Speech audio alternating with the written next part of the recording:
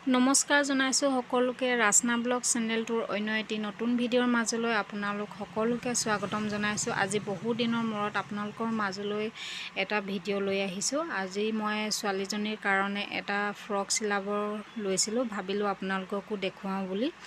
আৰু এই ফ্ৰকটো চিলাবৰ কাৰণে মই কটনৰ প্ৰিন্টেড কাপোৰ প্ৰায় 1.5 মিটাৰ মান লৈছো আৰু ফ্ৰকটো চিলাবৰ কাৰণে মই কাপোৰটো কাটিয়ে ললো আৰু মই ভাবিলো আপোনালোককো দেখুৱাও বুলি। ফ্ৰকটো কেনেধৰণে চিলাও আপোনালোকে আৰু কেনেকুৱা পালে কমেন্টত জনাব। ইয়াত মই লগাবৰ কাৰণে ৰেডিমেড এটা লেছ লৈছো আৰু এয়া মই ফিটাডাল লগাবৰ কাৰণে কাপোৰটো কাটি চিলাই ললো। এয়া ওপৰৰ পাৰ্টটো প্ৰায় চিলোৱা হৈ গৈছে। মই একেবাৰে সিম্পলকৈ চিলাইছো, যিহেতু গৰমত পিন্ধিবৰ কাৰণে কটনৰ কাপোৰটো আৰামদায়ক হয়, সেয়ে মই ভাবিলো ঘৰতে চিলাই দিওঁ বুলি।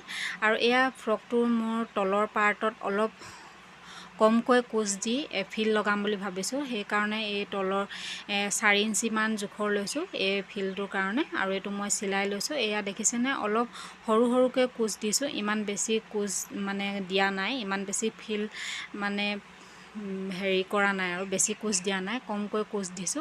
এয়া মোৰ ফ্ৰকটো চিলোৱা প্ৰায় হৈ গ'ল। আপোনালোকে কেনেকুৱা পালে কমেন্টত জনাব। তো আজিলৈ ইমানে। যদিহে আপোনালোকৰ মোৰ ভিডিঅ'টো চাই ভাল লাগে তেন্তে লাইক কমেন্ট শ্বেয়াৰ লগতে চেনেলটো সাবস্ক্ৰাইব কৰি দিবলৈ নাপাহৰিব।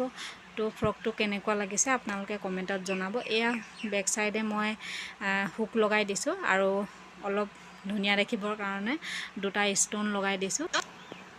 আৰু এয়া ফ্ৰকটো কেনেকুৱা লাগিছে আপোনালোকে জনাব। আৰু যিহেতু নিজে চিলাই পিন্ধোৱা ফ্ৰকটো পিন্ধাবলৈ ভাল লাগে আৰু এনে ভাল লাগে দিয়কচোন, সেয়ে ভাবিলো আপোনালোকৰ আগতো শ্বেয়াৰ কৰোঁ। তো আজিলৈ আহোঁ, বাই বাই।